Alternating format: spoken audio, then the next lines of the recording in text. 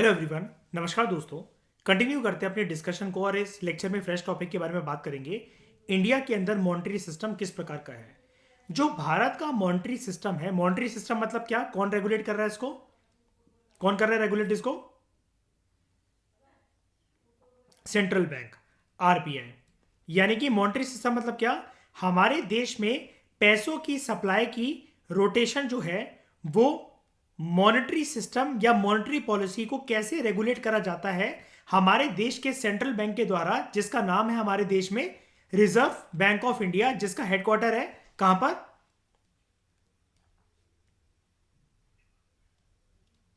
मुंबई के अंदर। तो भारत का जो मॉनेटरी सिस्टम है इसको हम लोग पेपर करेंसी स्टैंडर्ड बोलते हैं। यानी कि इसका मतलब क्या है, हमारे जो स्टैंडर्ड मनी है वो जनरली पेपर से ही बना है। सिक्कों को हम लोग स्टैंडर्ड मनी क्यों नहीं बोल सकते हैं? क्योंकि उनकी एक लिमिटेशन है। कॉइनेज एक्ट 2011 के तहत सिक्के कब तक एक्सेप्ट करे जा सकते हैं? Up to the limit of 1000। Remember, जो मॉनेटरी सिस्टम है, monetary monetary system is the type of standard money used in the economy. Monetary system एक उस प्रकार का स्टैंडर्ड मनी का एक प्रकार होता है जो कि इकोनॉमी के अंदर जनरली रोटेट हो रहा होता है। हमारे देश के अंदर क्या रोटेट हो रहा है? सिक्के के नोट, करेंसी नोट्स। ज्यादातर क्या रोटेट हो रहा है हमारे देश के अंदर? नोट्स। भारत के अंदर सारे के सारे जो करेंसी है जो कि इकोनॉमी के अंदर सर्कुलेट कर रही है वो पेपर करेंसी है। वो पेपर करेंसी है, बाकी तो मेटेलिक मनी है। और इस पेपर करेंसी के साथ एक टाइटल एसोसिएटेड है, that it is unlimited legal tender.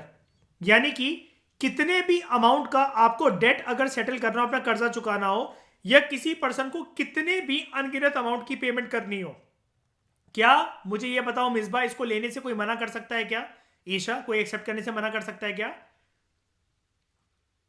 चाहे मैं 10-10 के नोट दूं, उसको 5-5 के नोट दूं, चाहे मैं 2-2 रुपए के नोट देकर 20 करोड़ अगर लेन देन करूं तब भी, है ना? लेकिन अगर सिक्के करूं तो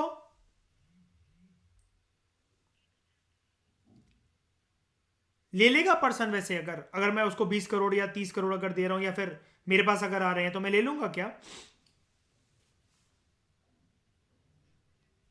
ले अरे ले सकता हूं। ईशा बोलो, ले सकता हूं। हाँ, लेकिन लेना वॉलंटरी है। जैसे चेक है, चेक, चेक पे तो आराम से ट्रांजैक्शन हो सकती है ना। 7.5 करोड़ वाला एग्जांपल याद है वो, या फिर मेरी फीस वाला एग्जांपल याद होगा, है ना? लेकिन उसको जरूरी नहीं है ना कि पर्सन एक्सेप्ट करेगा ही करेगा, राइट? अब यहां पर एक बात है, एक इंपॉर्टेंट बात, यहीं से आपका एक प्रीलिम्स के क्वेश्चन के मार्क्स बच जाएंगे। आई रिपीट, आपके प्रीलिम्स के क्वेश्चन के मार्क्स बच जाएंगे दोस्तों। क्या बात है ये?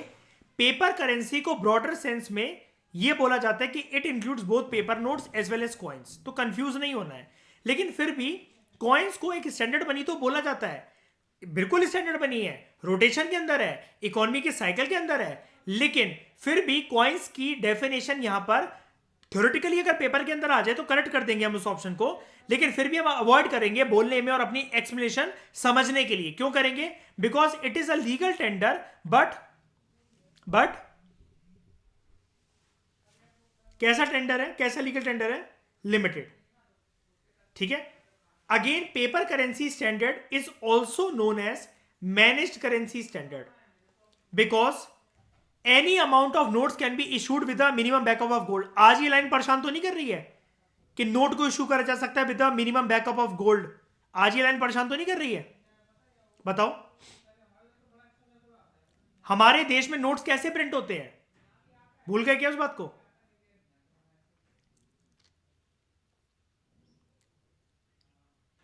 इसका मतलब क्या होता है? Banking of gold and silver मतलब क्या? कि जब नोट प्रिंट हो रहे होंगे तो ईशा के हम उसमें क्या सोना चांदी उठा उठा के मारेंगे मशीन में? क्या करना है तो? कितने अच्छे से कह रही है, नहीं सर तो करना क्या है? हाँ सुगंध, आप बोलो। जितना गोल्डन,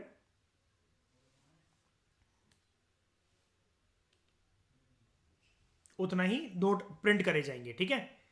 तो भारत के अंदर हम इस चीज को देख लेते हैं। ईशा, जैसे हम बड़ी बड़ी क्लासेस से बात कर रहे हैं ना हम इस बारे में कि backup of gold and silver, backup of gold and silver चाहिए।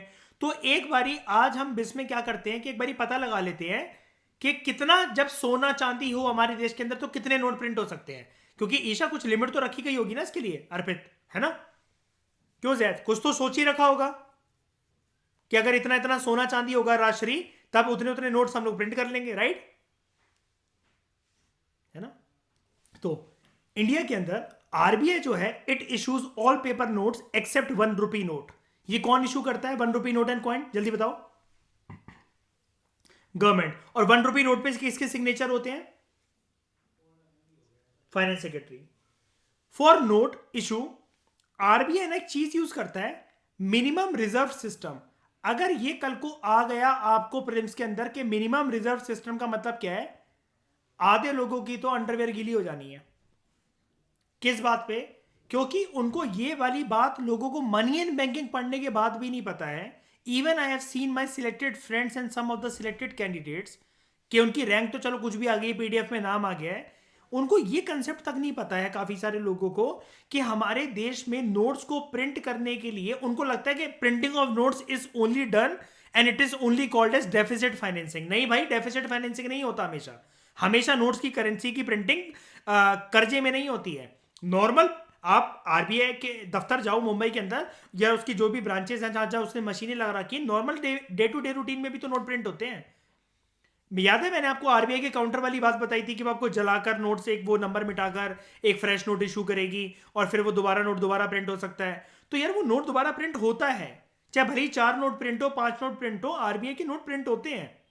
पुराने नोट जो आते हैं उनको जला जलाकर ऐसे उनका नंबर मिटा दिया जाता है। तो ये मिनिमम रिजर्व सिस्टम क्या है? मिनिमम रिजर्व सिस्टम मतलब ये है, जब भी आरबीआई एक हुक्म जारी करेगा कि नोट प्रिंट होने हैं, तो मिनिमम रिजर्व सिस्टम मतलब ये है, there should be some minimum reservation of सोना एंड चांदी, पर्टिकुलरली सोना, गोल्ड, ताकि हम करेंसी नोट प्रिंट कर पाए।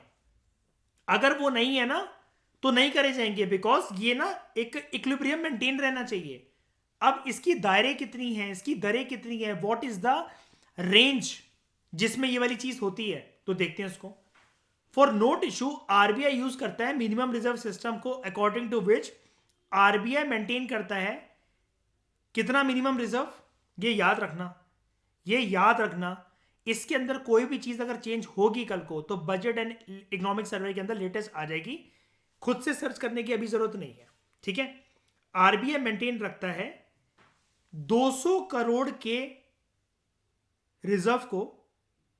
आरबीआई 200 करोड़ का एक, कहते हैं ना, जैसे आप घर में अपने बैंक में कितना पैसा लेकर चलते हो, जैसे मतलब मान लो फॉर एग्जांपल मैं हूं, तो मैंने क्रिप्टोस में कुछ इन्वेस्ट कर रखा है, कुछ स्टॉक्स में इन्वेस्ट कर रखा है, और मेरे फोन पे पर या मेरे कैश में कितना, मतलब मेरे पास कैश कितना रहता है, मेरे फोन पे में बैलेंस कितना पड़ा रहता है। ये वही चीज है कि आरबीआई के पास ना 200 करोड़ रुपए के रिजर्व पड़े रहते हैं। तो ये 200 करोड़ रुपए के रिजर्व कैसे पड़े रहते हैं, किस फॉर्मेट में पड़े रहते हैं? क्या उसके फोन पे हैं, उसके स्टॉक्स में हैं, या फिर उसने सेबी को दे रखे हैं कि जो जाओ मेरे पैसे ट्रेडिंग में लगा देना, या फिर उसने घर पे रख रखे हैं, या नोट की गड्डियां छाप छाप के कमरा बना रखा है, क्या कर रखा है उसने? तो देखो 200 करोड़ की मैक्सिमम कैप है, मिनिमम कैप है आरबीआई के पास, जिसको वो मेंटेन करते हैं। मिनिमम रिजर्व इतना होना ही चाहिए, मतलब मिनिमम 200 करोड़ तो देश में होने ही चाहिए। आरबीआई के पास ये रूल है, जिसमें 115 करोड़ की कीमत का तो सोना है, 115 करोड़ की कीमत का तो सोना है, और 85 करोड़ जो है आरबीआई के पास पड़े रहते हैं in the form of foreign securities, in the form of foreign securities. ये फॉरेन सिक्योरिटीज क्या होता है?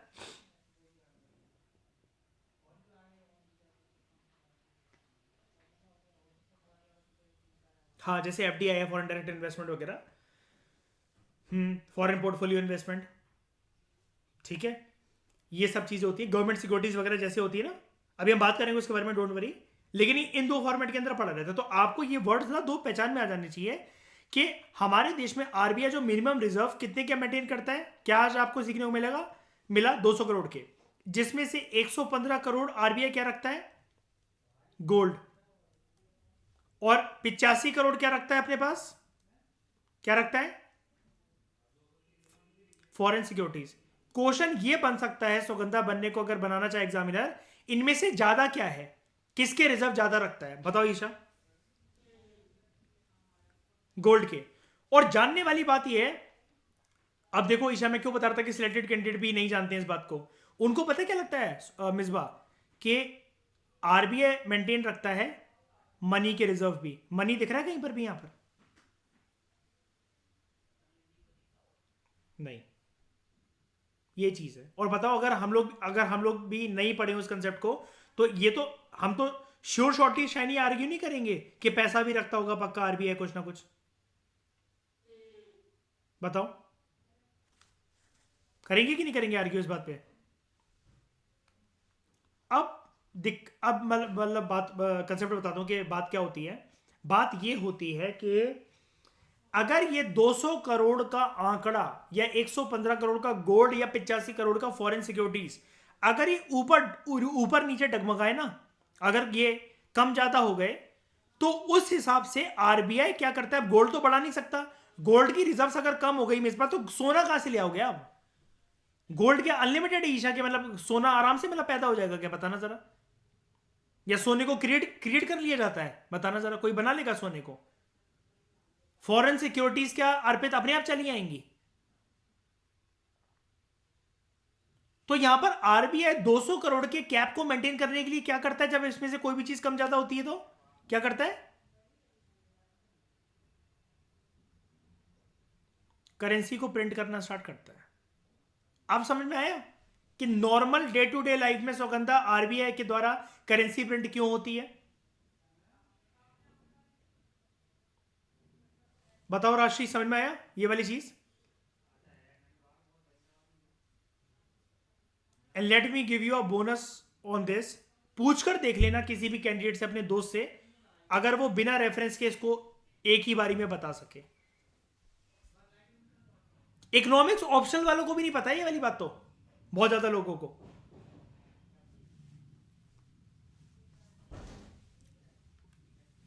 स्टैटिक्स ही क्वेश्चन निकलते हैं, लेकिन बस ये आपको पता होना चाहिए, इसलिए मैं मनी एंड बैंकिंग चैप्टर के ऊपर बहुत ज्यादा एम्फेसाइज करता हूं आफ्टर नेशनल इनकम वाला चैप्टर।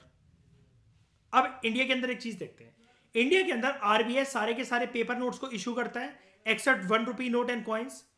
आरबीआई की सोल मोनोपोली है। सोल मोनोपोली मतलब आरबीआई को कोई बताएगा नहीं कि वो करेंसी नोट्स जो प्रिंट करेंगे, कितने करेंगे, क्या करेंगे, वो अपने हिसाब से कर लेगा। लेकिन 2 रुपए से और उससे ज्यादा के जो नोट्स हैं, वो आरबीआई के द्वारा ही प्रिंट करे जाएंगे। तो जरा फटाफट बताना हमारे देश में कौन कौन से नोट हैं।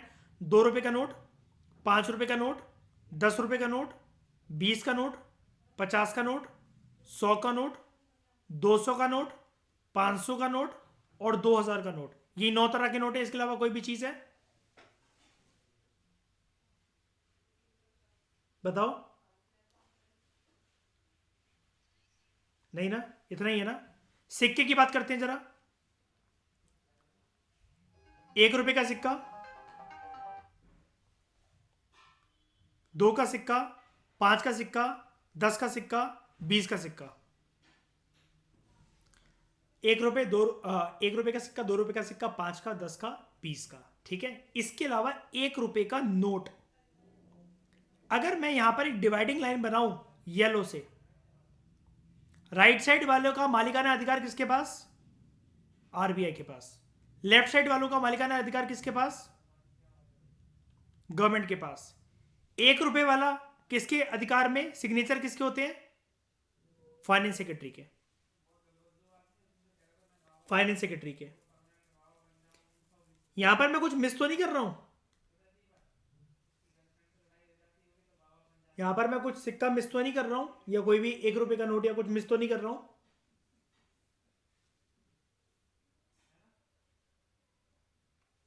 बताओ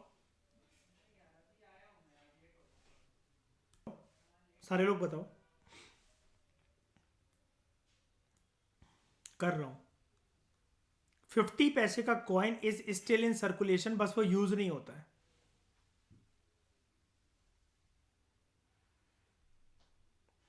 50 पैसे का जो सिक्का है वो अभी भी सर्कुलेशन के अंदर है, बस circulation in the sense, sorry, circulation के अंदर नहीं है। नए फ्रेश मिंटिंग नहीं होती उसकी, लेकिन still it is not a debarred form of coin. Debarred form of currency नहीं है वो। बर्खास्त नहीं करा गया इसको। बहुत सारे लोग इस बात को नहीं जानते हैं। ठीक है। सेंट्रल बैंक मिनिस्टर, हाँ बताओ बताओ अनुज क्या करे हो। जब 10 रुपीज का सिक्का चल रहा था जिसके ऊपर वो हमने पढ़ा था ना अर्पित, वो धारियों वाली जो बात थी दिवजोत, ये जो दिल्ली में नौटंकी नहीं चली थी अभी 10 रुपए के सिक्के वाली, कि नहीं लेते वो मैडम सिक्का मत दो, है ना। तो लेने को तो वो भी नहीं लेते, ये तो अभी हमारे सामने आए दिवजोत, अभी कुछ सालों की तो बात है, ये तो 5-6 साल ही तो हुए हैं सिक्के को आए हुए। तब भी इसके ऊपर ड्रामेबाजी चलती है। बहुत सारे स्टेट्स में नहीं लिए जाते हैं। मध्य प्रदेश में कोई नहीं लेता, अगर चाय वाय अगर आपको पीनी हो तो वो कहते हैं नोट दे दो भाई साहब, 2-2 रुपए के सिक्के दे दो, 10 का मत दो।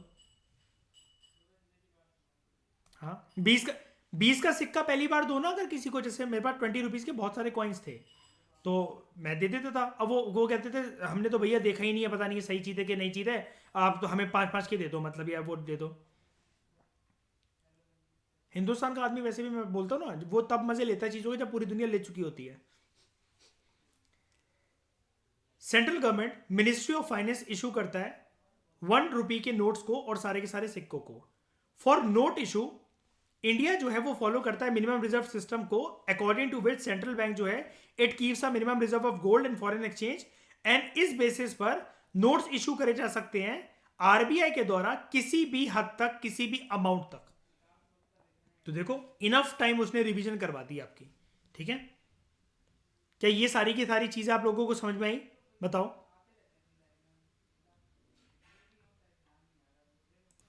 नेक्स्ट बात करते हैं हम लोग मनी सप्लाई की। सबसे पहले इसका मीनिंग समझते हैं, मनी सप्लाई क्या है।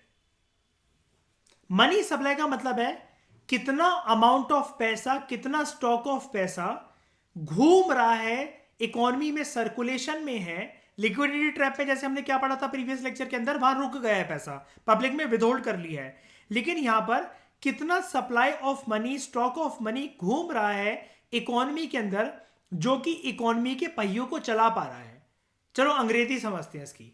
सप्लाई ऑफ मनी था, supply of money means total stock of money. अब ये टोटल स्टॉक ऑफ मनी क्या है, किस फॉर्मेट के अंदर, करेंसी की फॉर्म में घूम रहा हो या फिर बैंकों में डिमांड डिपॉजिट्स की फॉर्म में घूम रहा हो। ये दो चीजें बहुत इंपॉर्टेंट है, करेंसी एंड डिमांड डिपॉजिट्स। हालांकि और भी कंपोनेंट्स होते हैं मनी सप्लाई के, M1, M2, M3, M4, वो हम बाद में देखेंगे। लेकिन जर्नली करेंसी और डीडी की फॉर्म में अगर कोई चीज घूम रही है इकोनॉमी के अंदर, which is held by the public at any point of time, इसको कहते हैं टोटल सप्लाई ऑफ मनी या मनी सप्लाई। पब्लिक का यहां पर क्या मतलब है, यहां पर पब्लिक का मतलब भी थोड़ा सा एक्सपेंडेड मतलब है, सिर्फ जनता नहीं। यहां पर public here excludes suppliers of money like central bank, reserve bank of Indian, commercial bank.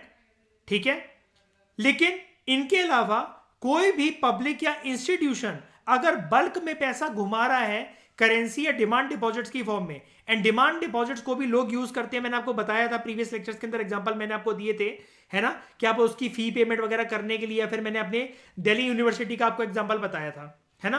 Public में बस यहां पर आप एक्सक्लूड करोगे सप्लायर्स ऑफ मनी को, जो कि मनी एक्चुअली सप्लाई करते हैं देश के अंदर। कौन कौन सप्लाई करता है भाई? Central government, reserve bank of India और कमर्शियल बैंक्स। कमर्शियल बैंक आप कहोगे यार कमर्शियल बैंक कैसे सप्लाई करते हैं, गवर्नमेंट ही तो सिक्के और 1 रुपए का नोट, और आरबीआई ही तो 2 रुपए का नोट और उससे ऊपर के नोट वो करता है। कमर्शियल बैंक कैसे?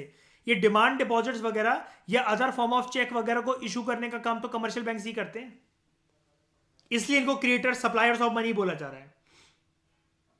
Only that part of total stock of money which is held by users या फिर होल्डर्स, या तो जिसको कोई यूज कर रहा है या जिसको होल्ड करा हुआ है पब्लिक ने, इंस्टीट्यूशंस ने, वो इंक्लूड होता है यहां पर मनी सप्लाई के अंदर। बट जो stock of money, the amount of money which is lying with the producers and suppliers, इसको इंक्लूड नहीं करा जा सकता। क्यों? आरबीआई के हेडक्वार्टर के अंदर मशीन में जितने भी नोट प्रिंट हुए पड़े हुए हैं, 100 के, 50 के, 500 के, 2000 के, 200 के, वो सारे के सारे अभी इकोनॉमी में सर्कुलेट थोड़ी ना हो रहे हैं। वो तो आरबीआई ने ऊपर नीचे मेंटेन करने के लिए, गोल्ड रिजर्व्स और फॉरेन सिक्योरिटीज को मेंटेन करने के लिए कुछ नोट छापे हैं, अभी वो इकोनॉमी के अंदर सर्कुलेट थोड़ी ना हो रहे हैं। Simply put, total stock of money in circulation on a specific day is the money supply of the country. अगर वो इकोनॉमी के अंदर घूम रहा है ना, जनता के थ्रू घूम रहा है, किसी भी काम के लिए घूम रहा है, जनरली पैसा अगर करेंसी की फॉर्म में घूम रहा है, मनी मनी की फॉर्म में घूम रहा है, या फिर मनी डिमांड डिपॉजिट्स की फॉर्म में घूम रहा है एक पर्टिकुलर डे पर, then that is known as money supply of the country. क्या ये चीज आपको समझ में आई? टेक्निकल तो नहीं लगी? जल्दी बताओ, टेक्निकल तो नहीं लगी? कुछ भी ऐसा टर्म जो समझ में ना आया हो, पढ़ लेना पड़ाओ। दिवजोत, आशिमा, सबको समझ में आया? राष्ट्रीय,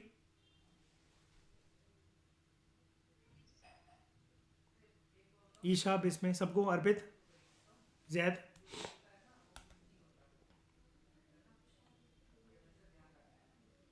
components of money supply. Money supply के दो कंपोनेंट्स होते हैं, एक होता है करेंसी, पेपर नोट्स और कॉइन्स, ये तो हम जानते हैं, और दूसरा demand deposits of commercial bank. अब जब मनी सप्लाई की हम लोग बात करते हैं ना दोस्तों, याद रखना, जब भी हम लोग मनी सप्लाई की बात करते हैं तो यहां पर डिमांड डिपॉजिट्स को चेकेबल डिपॉजिट्स बोला जाता है। चेकेबल डिपॉजिट मतलब वही चेक की फॉर्म में, चेक जैसे दिखने वाले, क्योंकि डीडी जो बनता है ना, शाइनी याद है पूरा प्रोसीजर जो कि मैंने प्रीवियस लेक्चर्स के अंदर बताया था, बैंक के अंदर जाकर पैसा देकर उसको एक डीडी बनवा लेते हैं, होता एक पेपर इंस्ट्रूमेंट ही है, तो वो भी आप कॉलेज के रिसिप्ट पे जाकर एक पेपर टाइटल की तरह, चेक की तरह ही तो दोगे, इसलिए इसको चेकेबल डिपॉजिट्स बोला जाता है, because they are treated like notes, जिसको आप डायरेक्टली यूज कर सकते हो फॉर मेकिंग पेमेंट।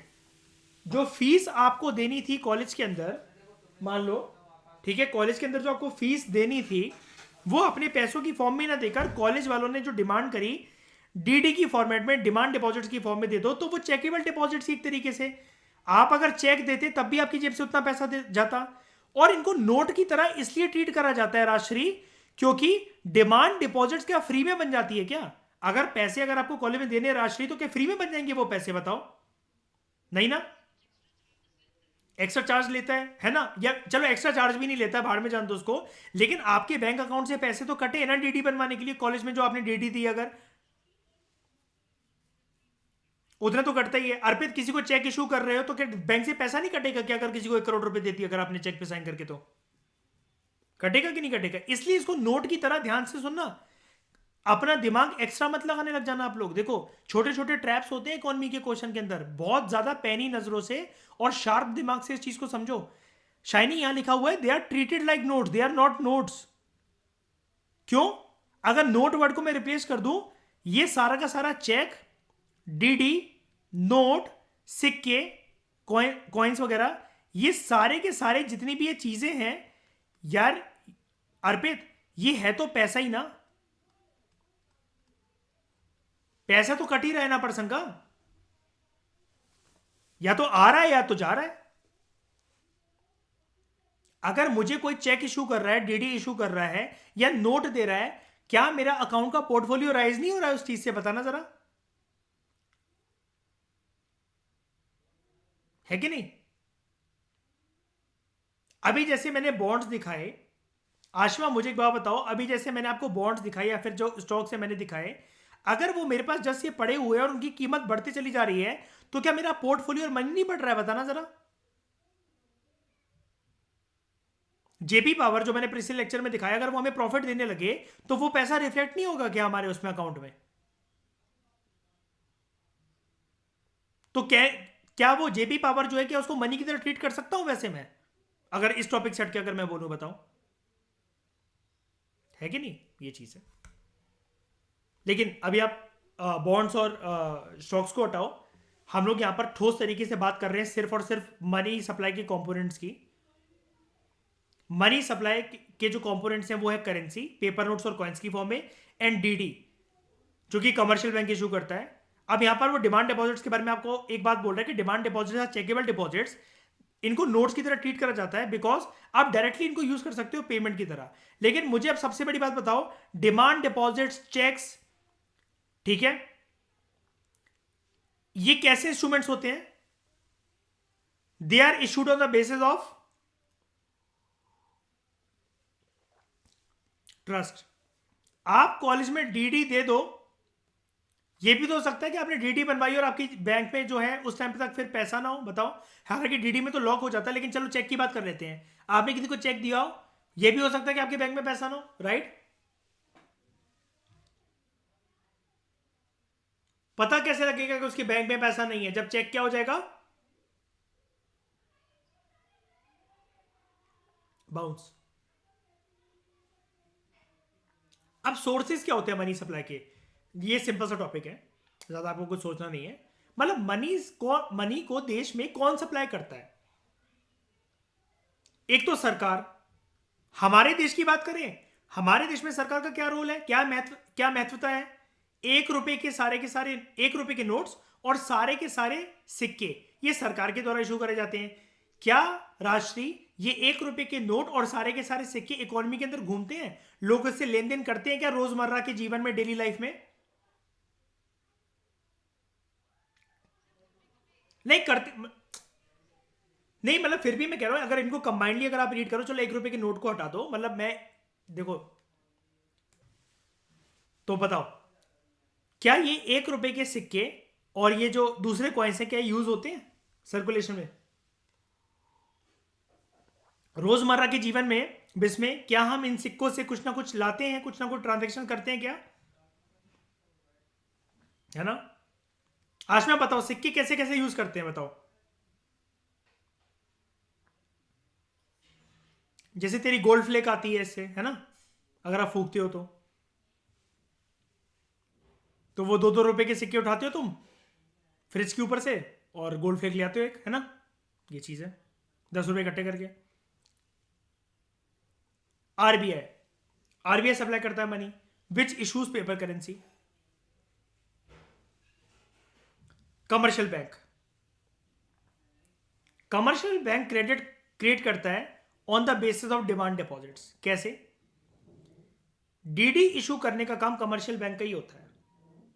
और एक क्रेडिट कैसे क्रिएट करते हैं? जैसा कि अभी राष्ट्रीय ने बोला था, राष्ट्रीय जब डीडी जो कहते हैं, जब डिमांड डिपॉजिट जो है हम लोग बैंक से बनवाते हैं, पैसा थोड़ा सा ज्यादा लगता है ना, चार्ज लगता है ना,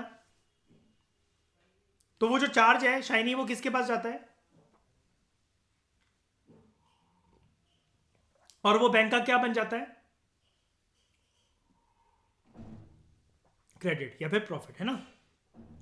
लेकिन हमारे देश में फिर भी इन सब में से प्रिंसिपल सप्लायर जो मनी है वो कौन? प्रिंसिपल सप्लायर जो है मनी का वो कौन माना जाता है? आरबीआई। सरकार क्यों नहीं मानी जाती अर्पित?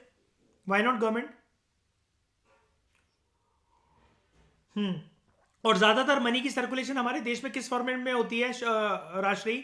1 रुपए के नोट में, सिक्कों में, डिमांड डिपॉजिट्स में, सिक्योरिटीज में, बॉन्ड्स में, डिबेंचर्स में, या फिर पेपर करेंसी में?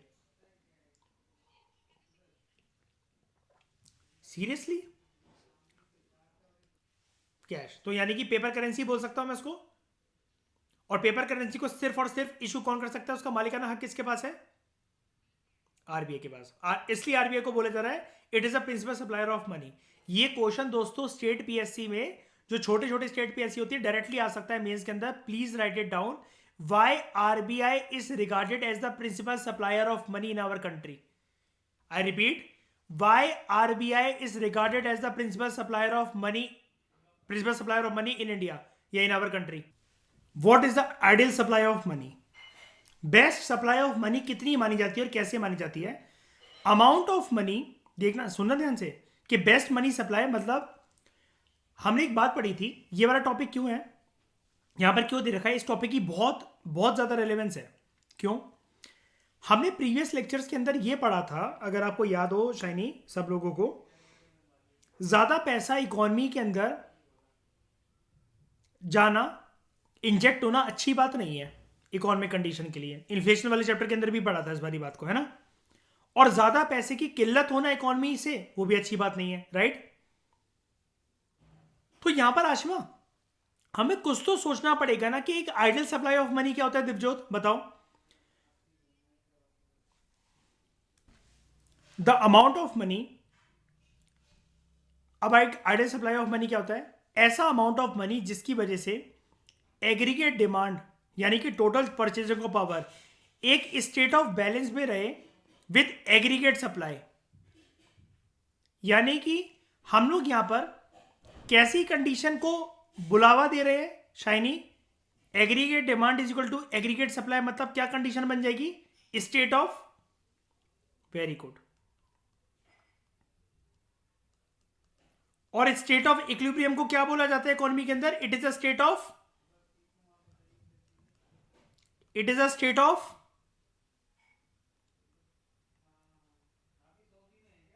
बैलेंस। इसको बोला जाता है it is a idle money supply. Idle supply of money इस कंडीशन में होती है जहां पर एग्रीगेट डिमांड यानी कि total economic demand is equal to total economic supply. इसकी वजह से इकोनॉमी के अंदर स्थिरता रहती है, स्टेबल कंडीशंस रहती हैं, और ये इकोनॉमी को बचाती है कि इकोनॉमी के अंदर ना तो इन्फ्लेशनरी प्रेशर आएगा ना ही डिफ्लेशनरी सिचुएशन आएगी। क्या आप सभी को ये वाली बात समझ में आई?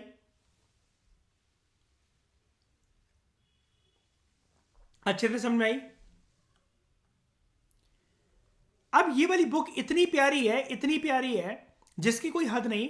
हम इन्फ्लेशन चैप्टर पढ़कर आ चुके हैं ईशा, है ना? वहां पर उसने थोड़ी सी एक हिंट दी थी जिसको उसने तो हिंट दी भी नहीं थी, हमने बनाया था वो टर्म इंजेक्शन और लीकेज वाला, है ना? कि मनी का ज्यादा होना इकोनॉमी के अंदर या कम होना कैसे इन्फ्लेशन या डिफ्लेशन को बुलावा दे सकता है।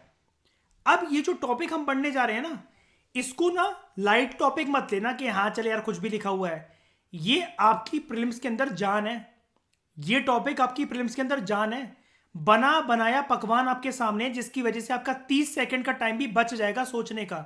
और स्टेट पीएससी में तो आंख बंद करके कर दोगे इसको, क्वेश्चन को सॉल्व। क्या दे रखा है यहां पर टॉपिक देखो, अच्छी अच्छी बुक में नहीं मिलेगा ये वाला टॉपिक।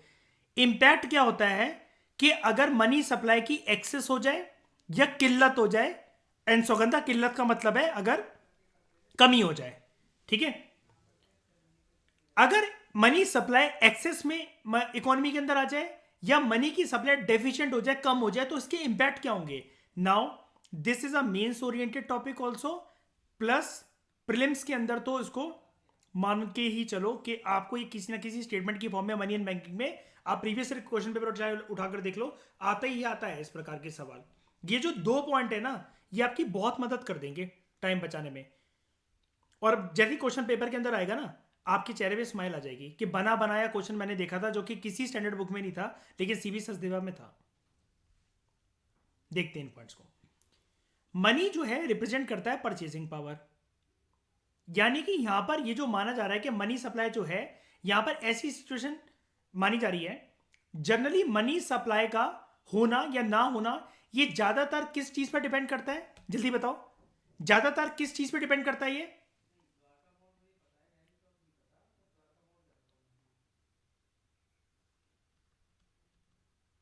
सिटीजन्स पर।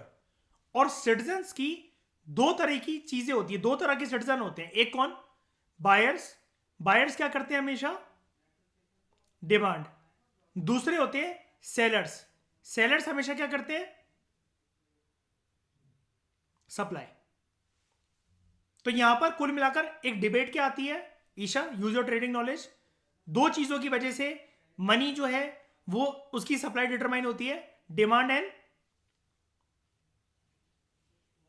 सप्लाई। चलो इस वाले टॉपिक को एक बारी आराम से समझते हैं। अगर इकोनॉमी के अंदर हद से ज्यादा एक्सेस हो जाए मनी का, यानी कि कुल मिलाकर सिंपल भाषा में बोले, मनी की सप्लाई की अति हो गई, बहुत ज्यादा मनी जो है इकोनॉमी के अंदर घूम रहा है, इसका मतलब देखना, ऊपर ये कह रहा था कि ये टॉपिक का लेना देना जनता से है, जनता की परचेसिंग पावर से है, परचेसिंग पावर जिसका लिंक है डिमांड एंड सप्लाई से। तो क्या होगा? ज्यादा मनी का घूमना यानी कि लोगों के पास परचेसिंग पावर बहुत ज्यादा हो जाएगी, जिसकी वजह से लोग बहुत ज्यादा डिमांड जो है वो करेंगे, उनको ज्यादा से ज्यादा गुड्स और ज्यादा से ज्यादा सर्विसेज चाहिए। अब देखो डिमांड बढ़ गई ना, हमें क्या करना है इस चीज के लिए? सॉल्यूशन क्या है इसका? डिमांड को क्या करना है? ठीक है, in case of goods and services are not available in the market, मतलब जितना लोग डिमांड कर रहे हैं, जितना लोग डिमांड कर रहे हैं, हमेशा उतनी सप्लाई भी अवेलेबल होती है क्या? बताओ। सारा गेम डिमांड और सप्लाई का है यहां पर, सारा गेम ईशा मिसबा, जैसा कि हम डिस्कस करते हैं ट्रेडिंग थ्योरीज के अंदर, पूरा गेम डिमांड सप्लाई का है यहां पर इस टॉपिक के अंदर। डिमांड बहुत ज्यादा है जैद, लेकिन उतने सप्लायर्स मिले नहीं, तो क्या होगा? प्राइस राइज हो जाएगी। तो मिसबा ये मत कहने लग जाना पेंडिंग ऑर्डर्स लगना शुरू हो जाएंगे ईशा, ठीक है? यहां पर सिनेरियो लगा है, कहीं बैठ जाओ। In case goods and services are not available in the market, उतनी क्वांटिटी में होता भी नहीं है। वैसे भी जिस चीज की डिमांड बहुत ज्यादा होती है, सप्लाई इतनी पीछे से नहीं आ पाती इतनी सफिशिएंट क्वांटिटी में, तो प्राइजेस विल शूट अप और इकोनॉमी एक विशियस साइकिल, विशियस पहिए के अंदर फंस जाएगी, जिसको हम लोग बोलते हैं नॉर्मल चीजों के, रोजमर्रा के जीवन के, आटे, दाल, टूथपेस्ट, ब्रश, चड्डी बनियान, ठीक है, साबुन, इन सारी चीजों के रेट जो है रोजमर्रा के जीवन में यूज होने वाले आइटम्स, सर्विसेज, गुड्स, कमोडिटीज, इन सब के रेट बढ़ने लग जाएंगे। क्यों? यहां पर सिचुएशन क्या हुई? Demand is more than supply. अब यहां पर हमें अगर डिमांड बढ़ रही थी बहुत ज्यादा, तो इसको कंट्रोल कैसे कर सकते थे? कैसे कंट्रोल कर सकते थे? किसको कम करके? सप्लाई ऑफ मनी को कम करके, मतलब हाँ, यहां पर क्योंकि ये नहीं बोलना है हमें ये नहीं बोलना है कि सप्लाई को बढ़ा देना था, राइट? ये this is not the ideal situation. Shiny समझ रहे हो क्या करना था? सप्लाई तो ऑलरेडी कम है, सप्लाई तो ऑलरेडी कम है, तभी तो इन्फ्लेशन आया है। हाँ, मनी सप्लाई कम करना था हमें। यहां पर ये नहीं बोलना है अर्पित कि गुड्स की, सर्विसेज की जो जो भी डिमांड है ना कंज्यूमर की, उसकी सप्लाई को बढ़ा दो। ये तो फिर बर्डन वाली बात हो गई, ऐसे तो कभी लोग सुधरेंगे ही नहीं। और एक टाइम के बाद क्या होता है, अगर सप्लाई बढ़ भी गई तो लोगों की डिमांड और बढ़ेगी, फिर उतनी सप्लाई मैच नहीं हो पाएगी। ये राशि समझ रहे हो ना? Goods and services are limited in nature and human wants are unlimited. Problem of scarcity आती है यहां पर, इसी चीज की दिक्कत आती है। आइडियल सिचुएशन ये नहीं है आशिमा, समझ रहे हो इस बात को? ये आइडियल सिचुएशन नहीं है कि लोग डिमांड करते जा रहे हैं तो सप्लाई भी पीछे से उतनी होनी चाहिए। हमें डिमांड को, मैं याद है प्रीवियस लेक्चर के अंदर, कुछ लेक्चर्स पहले मैंने शाइनी बताया था, घर घर जाके तो बोल नहीं सकते कि कृपया डिमांड ना करें इस चीज की, उस प्रोडक्ट की। इसके लिए किसी सेंट्रलाइज एजेंसीज को स्टेप उठाने पड़ेंगे। और हमारे देश में कौन है फिर ये मनी सप्लाई का स्टेप उठाने के लिए कि उसको बढ़ाना या कम करना? बताओ। आरबीआई या एक्सेस में है, तो आरबीआई क्या करेगा? मनी सप्लाई का लीकेज के इंजेक्शन,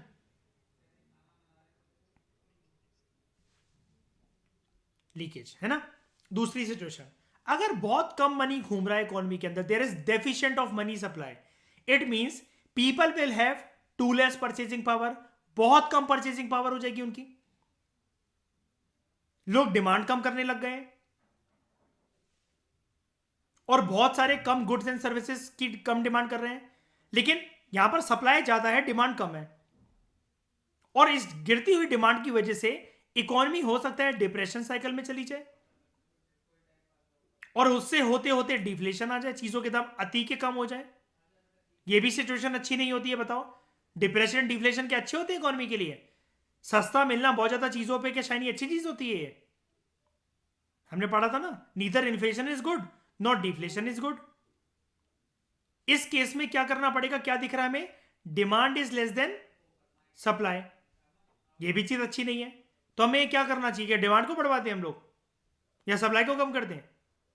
यहां पर डिमांड सप्लाई को तो छेड़ना ही नहीं है, मनी को देखना है, मनी सप्लाई को। तो मनी सप्लाई को यहां पर क्या करना है? बढ़ाना है। अगेन इसके लिए सेंट्रल एजेंसी कौन काम करेगी? आरबीआई। तो मनी सप्लाई को इस प्रकार से रेगुलेट करा जाता है इकोनॉमी के अंदर, क्या? कि demand should be equal to supply. Buyer should demand whatever is available by the producers or sellers in the economy. That means overall picture should be aggregate demand must be equal to aggregate supply. That means there should be condition of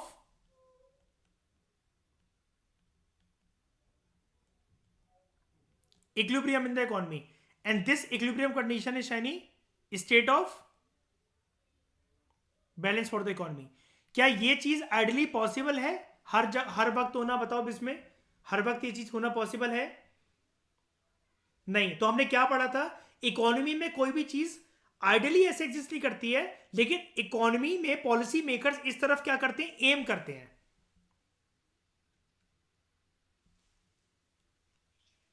एक second, एक minute में बताता हूं। It is just like Rajshree, अगर मैं किसी से बोलूं जिंदा मरा हुआ इंसान आप में से, आप लोगों में से ये जवाब देगा, अगर मैं पूछूं आप में से कितने लोग एक्सपेक्ट कर रहे हैं कि आपकी रैंक 1 आ जाएगी जिस साल आप अटेम्प्ट के लिए बैठोगे? जल्दी बताओ।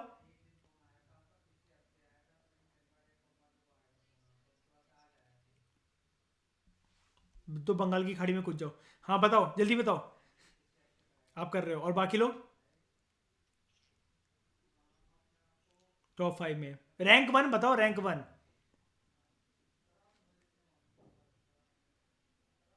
अब राष्ट्रीय इससे बताना चाहता हूँ, देखो जवाब देख लिया ना आपने, ये सब मरे हुए लोग हैं, ये सब मरे हुए लोग हैं, यूपीएससी की तैयारी कर रहे हैं लेकिन चपरासी की नौकरी के लायक हैं ये लोग सब, ठीक है? अब सुनो।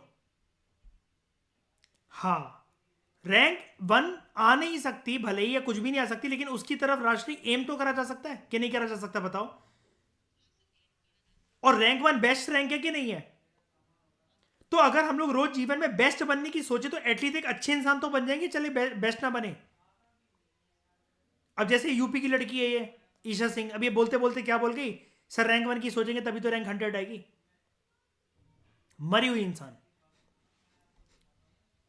सिर्फ सांसें चल रही हैं इसके शरीर में, ठीक है? तो भाई रैंक 1 से इतना डरते क्यों? कि रैंक 1 कोई बड़ी बात थोड़ी ना है, ठीक है? ये चलते फिरते लोग हैं राष्ट्रीय, बस इनका शरीर चल रहा है, आत्मा इनकी वेंटिलेटर पे लेटी हुई है, ठीक है? इस डिस्कशन में फिलहाल इतना ही। Thank you very much for discussion.